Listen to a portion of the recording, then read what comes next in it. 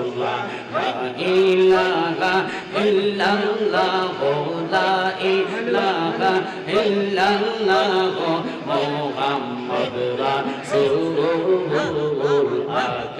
রাতে পার হবি তুই ফুলসে রাতের কবুল মাশাআল্লাহ আল্লাহ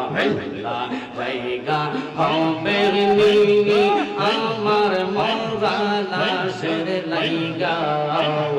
মসজিদের পাশে আমার কবর দিও কইরা আমার জায়গা হবে নি মাশাআল্লাহ রাম পাশি